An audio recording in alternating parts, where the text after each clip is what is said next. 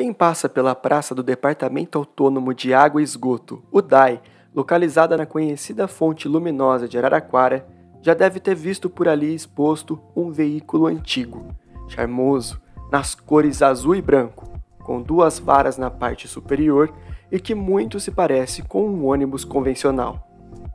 Muito que bem, provavelmente as pessoas nascidas a partir do ano 2000 não saibam, mas aquele é um modelo de trólebus, ou trolleybus, patrimônio histórico da cidade que marcou uma época. O primeiro salão da imagem do som de Araraquara e Menino Andante apresentam os trólebus.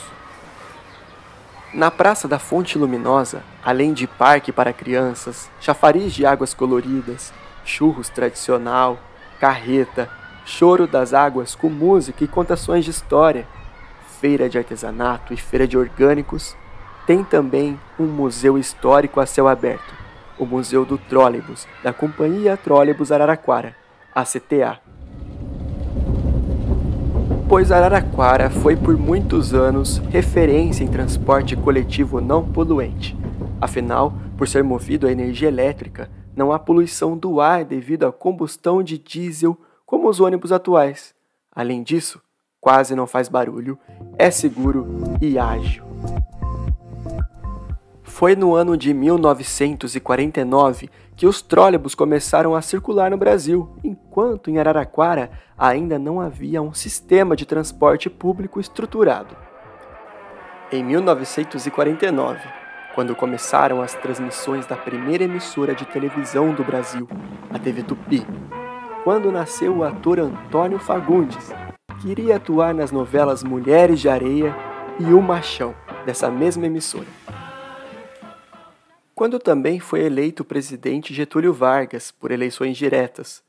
Nesse mesmo ano, o jornalista Carlos Lacerda fundou o jornal Tribuna da Imprensa, no qual futuramente iria publicar o editorial sugerindo que os militares exigissem a renúncia de Getúlio.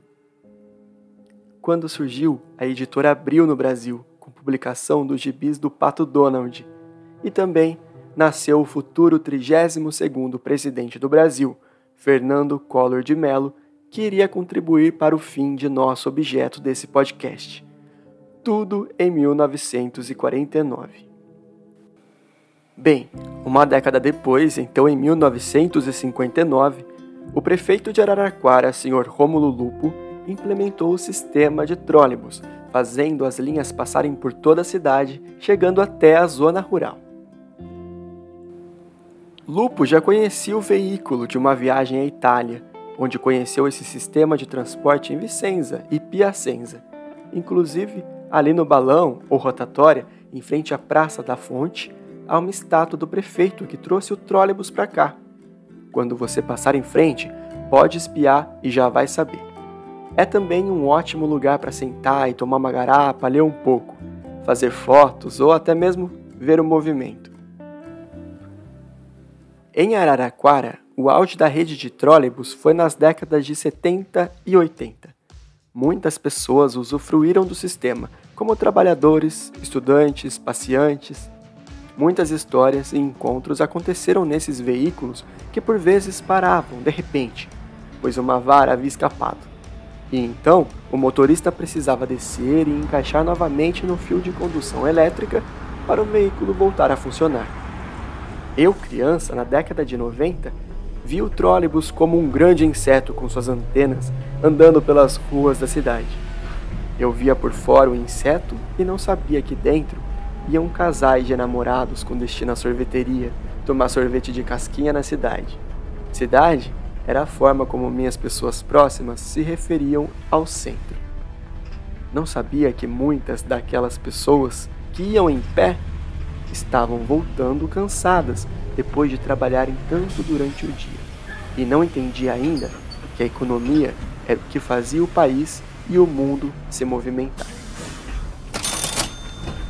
Para mim só era muito divertido entrar no inseto com outras tantas pessoas e ir junto com elas para qualquer outro lugar, principalmente se fosse para descer no Teatro Municipal, ali na Bento de Abreu, sentar na cadeira balançante, olhar a cortina linda vermelha, sentir aquele cheiro de teatro e esperar apagar a luz para as borboletas na barriga se agitarem e eu ver diante dos olhos a magia acontecer. Ao sair, os insetos gigantes ficavam ainda mais interessantes. As luzes da cidade mais vivas, as pessoas mais lindas, tudo mais lindo. Mas a tal da economia é que faz o mundo se movimentar e o trólebus rodar, ou parar de rodar. Com as novas formatações neoliberais da década de 90, políticas públicas importantes para a manutenção da rede se acabaram. Antes havia fontes federais de financiamento para a produção e aquisição dos trólebus. Havia também fabricantes nacionais fortes, como a Maferza, a Cobrasma, a Vilares. Mas não deram conta de concorrer com o capital estrangeiro favorecido pelas ações de abertura desenfreada da economia promovidas pelos governos Collor e FHC. Foi assim que no ano de 2000, aos quase 41 anos de existência, os ônibus elétricos pararam de circular em Araraquara. Atualmente, existem 3 sistemas de trólebus em operação no Brasil.